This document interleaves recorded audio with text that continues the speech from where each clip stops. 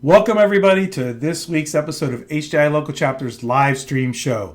Our show is brought to you by Robert Half Talent Solutions. Robert Half is a talent solutions provider that provides highly skilled IT professionals to keep your businesses running. And, it couldn't be any more important than it is now where the market is crazy. Candidates have lots of options. So if you go to roberthalf.com/technology, the web link here at the top of the screen, you can find not only great candidates for jobs, and if you're a candidate, great jobs that are out there, but you can also find a lot of cool information out there. Like if you're an employer, finding out tips on how not to lose the great talent out there by being too slow on your hiring process, or how to onboard employees in an efficient manner, or even salary guides to tell you how much you should be paying, or if you're a candidate, how much is reasonable to be asking for the job you're looking for. So again, check them out at roberthalf.com/technology. All right, let's get on with tonight's show. Today's show, we have with us, our guest is Michael Sear. Michael went from living in a friend's RV to working on initiatives that have had company-wide impact. He says his journey with Box has been a wild ride, and we're going to hear a little bit about that today, all of which was possible with dedication and, most importantly, those who've helped him along the way. Now, at Box, Michael is able to focus on his development, enjoy fulfilling work, and lend others the kind of help that he himself got him to where he is today. So, Michael, welcome to the show. Yeah, thanks for having me. We every so often we have somebody on our show to talk about their journey into IT and into technology and how they got there.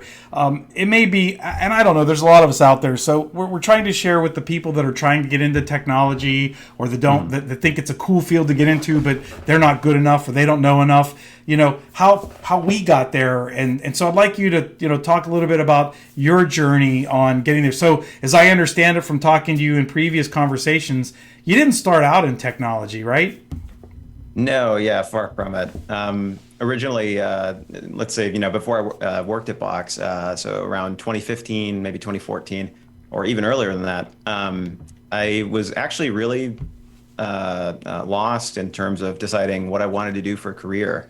At the time, I was going to community college and working mostly, retail jobs. I did like personal shopping before Instacart and all that was a thing. I worked as cashier and produce clerk at a farmer's market. And at the time, as I mentioned, I was going to community college, pursuing courses that would lead to me having a job as a dietitian, which was something, I really like helping people and just thought the field was interesting. But I eventually became sort of estranged with it and didn't, at the time, didn't want to go into, thousands and thousands of dollars worth of debt pursuing a major I wasn't too sure about.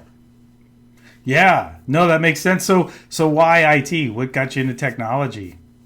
It's interesting. It's always been something where I was always really interested and found it fascinating, especially, growing up when I was younger, you could just leave your house and there was no way for your parents to contact you or anything. And we didn't have, I didn't So use, true. I really didn't use computers very much until, the early 2000s. So not only has it always been so fascinating to me seeing that huge shift between, going from the 90s where it was less used to now where it's, ingrained in everything that we do. But in terms of getting into tech, like the actual connection, I always thought it was something where you absolutely needed a 4-year degree. So I did not, go figure, sound familiar. And so we're having this conversation. Exactly, yeah. But at the time that I mentioned, I was estranged from or lost and not as pursuant to being a dietitian at the time and working retail jobs. By chance, one of my friends saw a flyer for a local nonprofit called the Stride Center. 100% thought it was a pyramid scheme or something because of what it was promising. It's basically an NPO that would help folks that otherwise wouldn't have a very good, pathway or introduction to the tech sector. And by way of helping them train up in technical skills as well as soft skills. So, things like, hey, working retail jobs or any other non-professional job, how do you work with others? How do you conduct yourself? How do you, time manage? and a lot of the things that are soft skills that otherwise wouldn't have been, as honed. I'm glad you said that because I fell for a pyramid scheme or two in the past when I was younger. And you're right, back in the late 90s, early 2000s, stuff like that not only did sound like, a lot of it was. And so that really, you're right, that to me, like, it's like one of those where I see the sign, I still see signs on the side of the road saying, call 1-800, get a job for work from home for $15 an hour. And I'm like, really? Yeah. Like, this shady bill, like, not even, it's even smaller than a political sign. So, it's funny you say that because I do a lot of work through HDI and personal. I'm on a few boards, advisory boards for places like that, and they really could use the recognition and getting out there to show that they really do this. They do try to help people that don't have the same advantages other people do. And like you, like if you think that you need a 4-year degree to get into the technology field and you have no means to get there, well then your dreams are crushed, right? Well, that's not true. And first of all, you said something really key to a few people that are on the local live stream team is like community college is a wonderful opportunity to get a start. It's not expensive, certainly not like the 4-year places, right? But even today, we're starting to see a lot of people, like a lot of organizations aren't necessarily even looking for that 4-year degree for people to come in and get started. I got to tell you, I'm right now I'm hiring for my help desk, and I'm looking at resumes, and I have to admit I've looked at 8 resumes just today and did not once look to see where they went to college. I'm looking at what they know, who they are, and I'm not even interviewing them necessarily. The first thing I'm looking for is technical skills. I'm looking to see, are they a good fit for my culture, for my community? So. Yeah, and it's interesting because one of the first things, skipping forward a little bit, one of the first things that I really struggled with was based on my background, how do I have translatable skills and to a tech job? And honestly, there's just a lot more than you think because, as an exercise that I did through the Stride Center, they had us sit down and they said, okay, from your current job,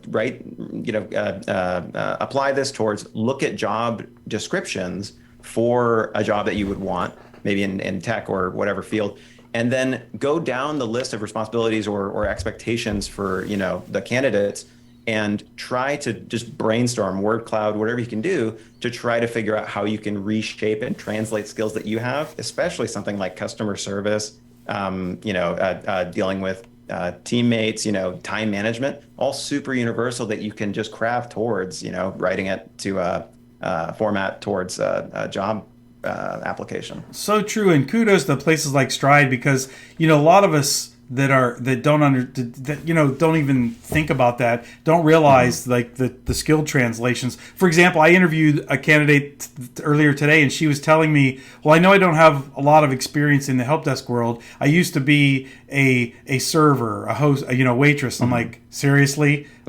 Yeah, like so you deal with the crabbiest or the crankiest customers and have to deal with them, and if they don't like you because who knows, they had a bad day, they're just a cranky person, they leave you a cruddy tip, and that really makes you feel even worse. But you still got to go about your day doing your job, smiling at the guy across at the next table, then hoping that he appreciates your service.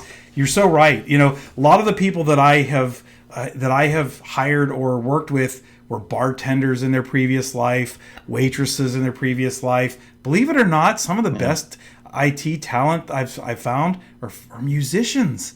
Like musicians, or at least the ones that they're not famous rock stars, right? But they can jam on a guitar, they can play a keyboard. A lot of them are amazing. That is interesting. I know quite a few too that are musically inclined. If you think about that, it's like I don't know what I still haven't dug too deep into figuring that one out, but I guess they have patience because they can learn to play music and play instruments. They can deal with people. So I don't know,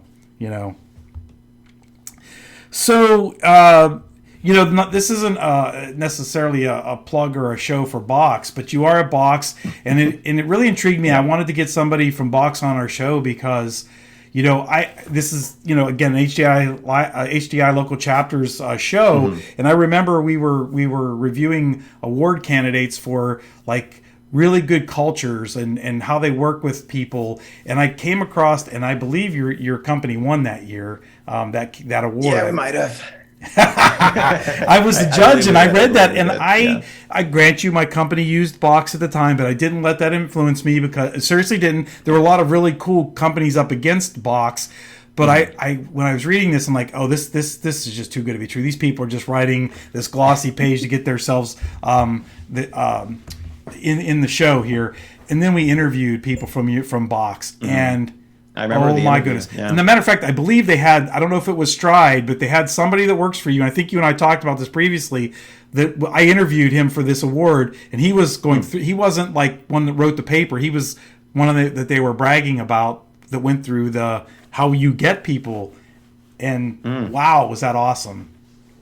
That's too cool. I remember actually, yeah, for that award, it may have been a separate meeting, but I remember chatting with, not only myself, but Rolando Argueta, who's That's who it on our was. IT team as well. Yep. Yeah. Oh, yeah. He's a champ. He's from Europe. And interestingly enough, I mean, the vast majority of our end user services team and our IT team, which is internal help desk support for IT at Box, is primarily made up from comprised of folks from Europe originally, or job train, or That's what it was. They were some other talking about nonprofits, that program, and I thought, "There's no way these people are just writing this stuff up." And you can tell by his story where he came from. He's another good a good example of you don't absolutely. have to have a 4-year degree and be born to Bill Gates or Steve Jobs to be able to like just know everything, right? Yeah, and that you bring such an interesting and diverse and desirable background with this this different upbringing, or this different set of skills that you have. It really helps kind of make it so it's not this homogenous environment in different teams. It really helps having that different perspective. So it's another thing to keep in mind is from folks that otherwise don't have a clear indication or a connection between what they do right now and what they want to do, is you do bring a lot of desirable skills.